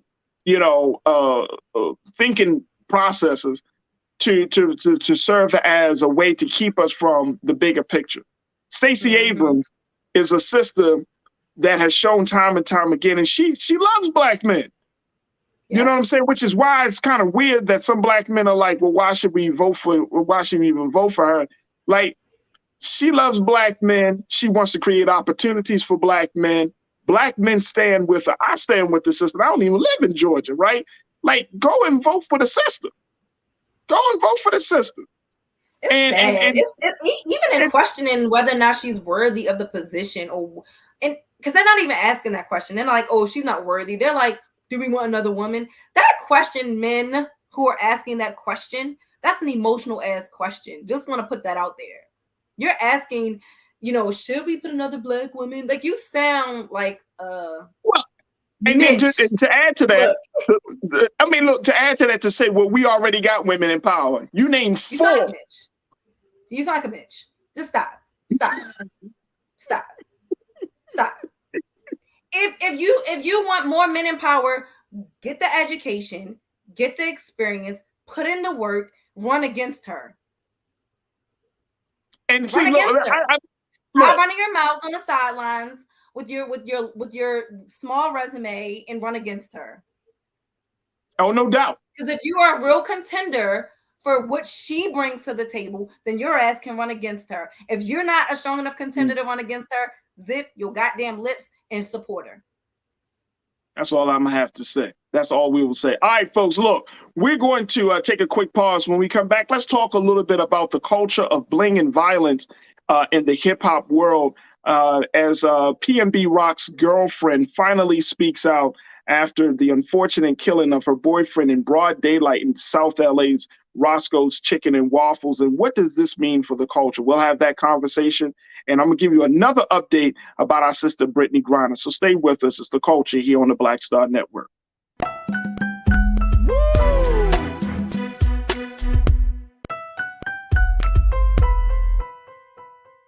Pull up a chair, take your seat. The Black Tape with me, Dr. Greg Carr, here on the Black Star Network.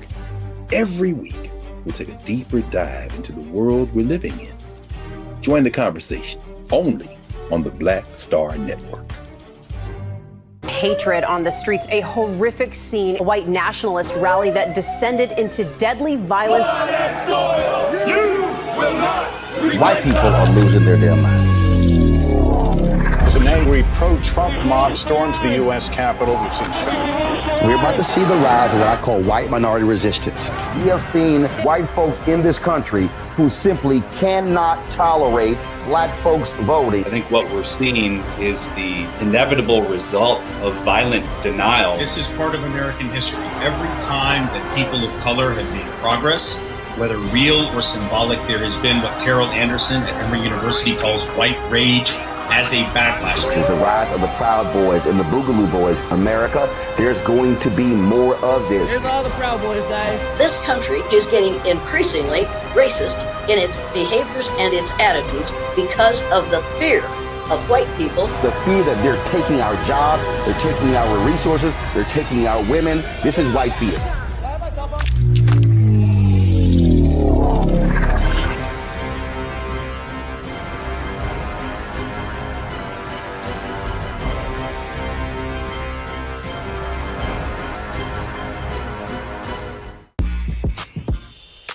When we invest in ourselves, our glow, our vision, our vibe, we all shine.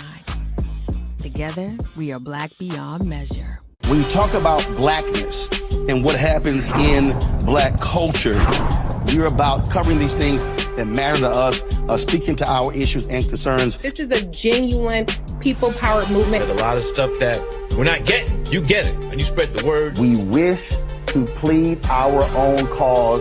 Too long have others spoken for us. We cannot tell our own story if we can't pay for it. This is about covering us. Invest in Black-owned media. Your dollars matter. We don't have to keep asking them to cover our stuff. So please support us in what we do, folks. We want to hit 2,000 people, $50 this month, raise $100,000. We're behind 100,000, so we want to hit that. Y'all money makes this possible. Check some money orders. Go to P.O. Box 57196, Washington, D.C. 20037-0196. The Cash App is $RM Unfiltered. PayPal is R Martin Unfiltered. Venmo is RM Unfiltered. Zelle is Roland at RolandSMartin.com. When we invest in ourselves, we're investing in what's next for all of us. Growing, creating, making moves that move us all forward. Together, we are Black beyond measure.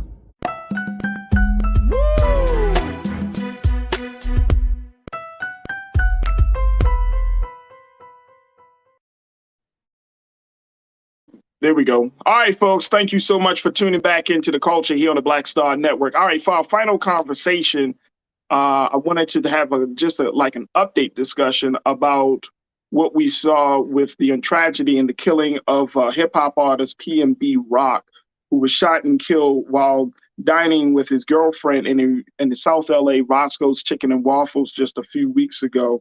Many have thought that the girlfriend was responsible for the killing because, you know, as a lot of people do when they go on social media, they include their location. And as a result of that, that may have alerted the assailants to where PNB and his girlfriend were and caused them, PNB Rock, to lose his life. Well, that doesn't seem to be the case now. Folks were really taking his girlfriend through the kind of dragging her a little bit about it. But now new details reveal that that wasn't the situation. Now, here's what happened. She has simply, just put out an Instagram post to show her appreciation for the Philadelphia rapper. In her post, she just talks about how the depth of their connection, their love, and it got a lot of people to say, well, what really happened? And we're going to have a conversation with Nero. Take a look at this post, y'all. I mean, it's a very, this has been an unfortunate situation, but it's even more unfortunate that people thought that the sister was responsible. I want to read it just very quickly. She said, as I am not 100% not okay. If I wasn't spiritual, I can kill myself, but then I'll go to hell and my man not there. My man saved my life, throwing me under that table. I'm not supposed to be here, but because of him, I am. No one would be able to handle this. To be honest, I can't even handle this. To witness what I saw and to keep seeing it in my head, to being forced out the restaurant, to not be able to go into the ambulance or the hospital, car keys, purse, and my phone taken from me, forced in the back of a police car, locked in an interrogation room all night while all this is going on, and to be the last person in this world to know my man didn't make it after having the faith and confidence that he was. I felt this time in my relationship, everything was finally perfect for our family. My man had gave himself to God, did a complete 360. He was loyal, he was patient, he was teachable and a teacher. I was finally letting the past go and letting him show up as his changed self. My last day with you. I told you, I know you, my husband. I know you are my soulmate. Even if it was for a little bit, at least we got to experience what having a soulmate is, and for that, I am grateful. You told me you hated took so long, you wish you would have changed way sooner. It takes so much prayer and spiritual therapy to gain the strength to do the simple things in life now. They say your angels come and stop by and visit you, but I feel like mine is always here. It ain't no stopping by. This life we live on earth is just temporary before we get to heaven or hell, where we will spend eternity. Only thing matters in this short life is love. Anything else is irrelevant. You can't take none of this stuff with you. The devil is running loose on earth. I will never understand a loss so close. I feel so empty. My world is dark now. My heart is broken for the kids. Cover me with strength, grace, and vision to carry on for the family. Shed light on this world in such dark times. Let your power overcome evil. Pain is real, no matter how rich you are, how famous you are, how spiritual you are. Some pain is inevitable. Wow. Sad. And people talked about the fact that, you know, I mean, people were really saying that she was the reason for this brother's murder. But new details revealed that a mystery man who had not yet been identified, this is according to the police report, saw PNB Rock and his girlfriend arrive at the restaurant.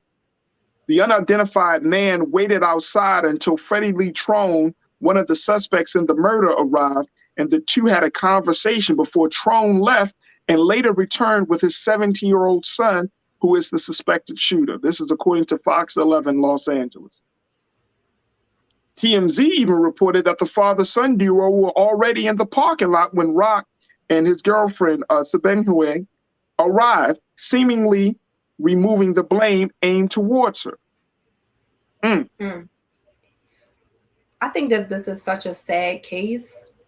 I'm not excusing the killers, and I'm not blaming the victim. Right. I think this is a great moment for us to take a moment to sit and look, especially for those with wealth, to take a look at what's going on in the world. What's happening with our people, what's happening in communities. We already know there's no such thing as black on black crime. Crime happens where you're closest. Crime happens because of conditions, because of the conditioning of the people, because of the lack of resources, because of the lack of, we know that LA is a city with homelessness is just, I teach in Bel Air. The school I teach at today, it's on a top of a mountain, literally, with all these beautiful homes. I got to drive this big ass mountain. And then I could drive 5 minutes away and I see nothing but homelessness. So you have to keep in mind that when people have nothing to lose, they will do anything. People have nothing to lose. They're already at the bottom. For some people, to them, their life can't get any worse or any lower than where it already is. And they're looking at you. You're flaunting your wealth. You're bragging about your wealth. You talking about what you got, what you could spend. Your kids are rolling around in little tiny Rolls Royce cars. Your kids are Gucci'd up and they 5 years old with Gucci on. And you got people out here that are like, how am I going to feed my kids? We got to keep that in mind. I'm not saying that you can't work hard and provide the things that you want for your child. I'm just saying do it with grace. Be careful.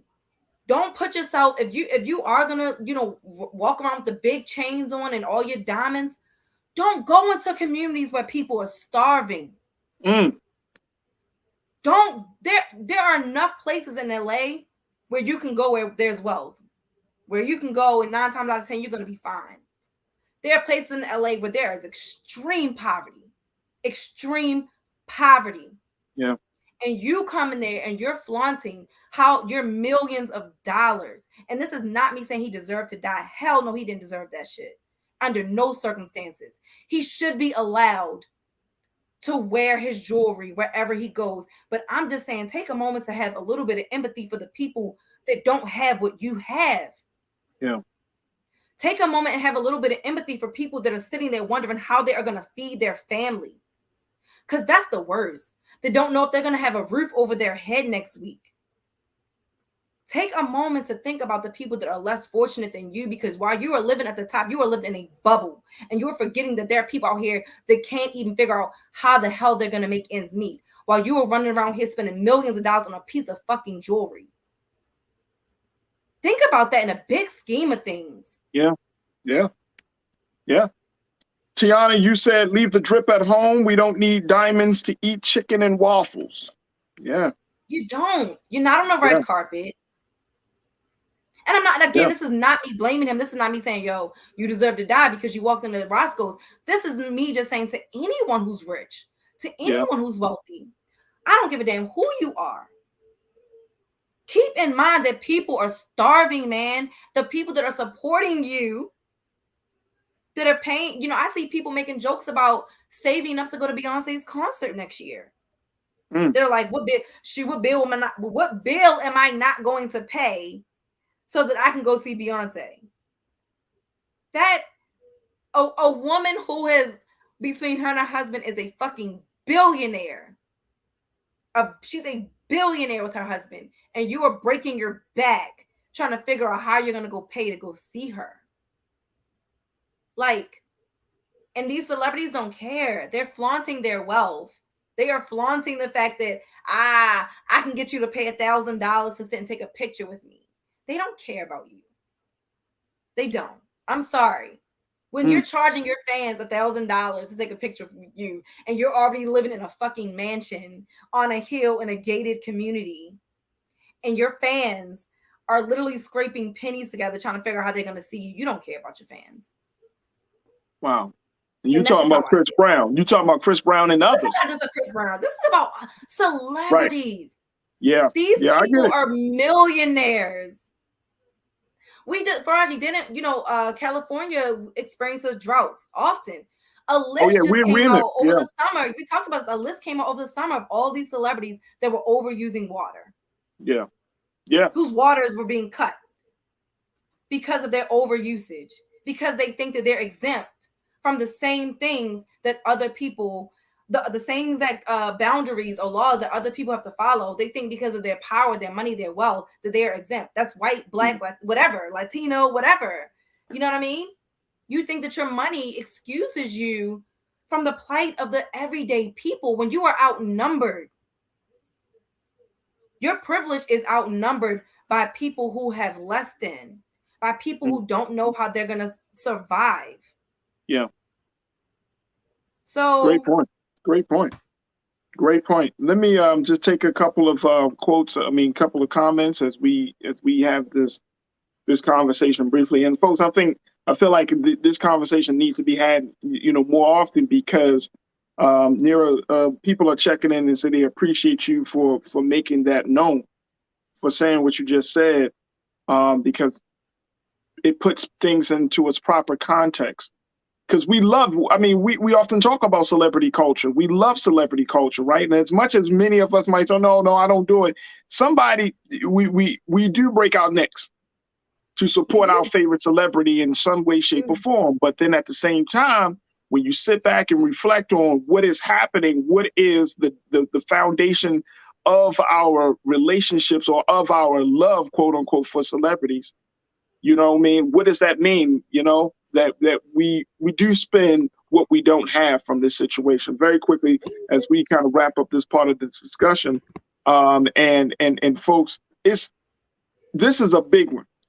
Miss P said we need to get it together and come together for real. Yeah. Definitely. Yeah. LJ007, people should be leery about posting their real-time locations. Heck, I turn off my location when I'm moving because I prefer to move in silence. Okay. Yeah. I hear you. I know for me, I like if I post like my location, I wait until like I've already left, because a lot of times people might be like, oh, where, like if I go hiking somewhere, I've had people like, oh, what trail is that? But I wait until I'm like gone to post that location. Or so you can, and that's another tip that you could use. If you know you went to a certain event, you know, you can wait until you're not there actually in that space anymore. I often do that. Like when we go out to eat, I'll post pictures of our food, but I often wait until we're like no longer at the restaurant. I'm fat and lazy in bed, you know, letting it digest. So right. Hotep Pan Africa, you said we have been well programmed to devalue our own lives in the settler colony. We must have a spiritual reawakening to bring our people out of the darkness. And people are suffering, bro. Right. People are suffering. We talked about this. We went to the market the other day, and like everybody kid drinks juice boxes. You know, you pack your lunch, you got a snack at school, you got to get them juice boxes. The juice boxes is like $2 more a box. Right. And you're like, $2, that ain't nothing. But when you start adding on every grocery, all the things that you have to buy in the, you know what I'm saying? Like everything costs so much more. Yep. Yep. My cell phone bill was $300-something a month. It's expensive. It's crazy. People are struggling, it's crazy. Man. And your money is not catching up to the bills. No, and that's the other part about it that you know, I gotta get to work. Right. So it's absolutely crazy on this. And very quickly, Ice-T put something out there very quickly. He said, LA is a dangerous place. When PNB Rock was shot and killed, he tweeted, LA is a dangerous place now. Doesn't matter if you are a celebrity or not. He said, if you notice, LA rappers don't wear a lot of jewelry. Me, Snoop, Cube, Dre, Game, Kendrick, the list goes on. It's not because we're broke. LA is just a dangerous place, rapper or not. Why test the streets? J. Cole, Jay-Z, so many of them. Our favorite rappers do not walk around with those big chains on. I'm starting to see football players on the football field with big chains on, literally while they're playing football. Which is madness. It's getting out of hand. It's getting out of hand. Yeah. So it's definitely getting out of hand. But, you know, our hearts and prayers and condolences go to PNB Rock's family. And I'm so glad that his girlfriend was able to put out this message. And it's sad that she had to go through all of that when she was the victim. Yeah. She was the victim. She watched her boyfriend, her soulmate, getting shot in the chest in front of her eyes. And she was told she was responsible for the shooting and killing. That's a sad situation. So our hearts and prayers go out to the family. Nira, thank you so much. I truly appreciate you. Thank you for being so good for the culture. Queen Talks with Nira is streaming right now. Make sure y'all check her out on all streaming platforms. Season 3 is in full effect. Her and I had a chance to chop it up talking about Black culture. We did our live, but check out the podcast. New episode is dropping this Saturday at 12:00 p.m. So make sure y'all do your due diligence and check her out. Queen's Talk with Nira right there. And follow her on Instagram, Queen Talks with Nira, and make sure y'all stay posted about what's going on and what's happening with the Queen. Nira, thank you so much for being so good for the culture. Truly appreciate you. All right, folks. That's going to do it for us, but I thank each and every one of you for being a part of the conversation. I'm going to bring you up to speed on some other things. On Monday, we didn't have enough time today, but I'll bring you up to speed on some things relating to Brittany Griner on Monday. So make sure y'all tune in for that. Make sure y'all stay tuned at 6 o'clock Eastern Standard Time. Roland Martin Unfiltered RMU is coming up at you. And as always, we want you to continue to support the great work that we're doing here at Black Star Network. You can go to our website at blackstarnetwork.com. Support us financially. Support us by sharing the content. And just continue to support us. Follow us on all social media platforms, and we will certainly follow back and support me. Definitely connect with me. I want to build with y'all. I want to continue to build this great community we call the Culture Crew. So hit me up on my personal Instagram with the Real Faraji. You can also find me on Twitter at Faraji and Facebook Faraji Muhammad. I'd love to hear from you, but I appreciate each and every one of you that continue to tune in at each and every day. And I thank you for your support and always putting it out there that the culture is relevant conversation that we need to have. I truly, truly appreciate that. As always, never be afraid to challenge what's wrong. Stand for what's right while being yourself in the process.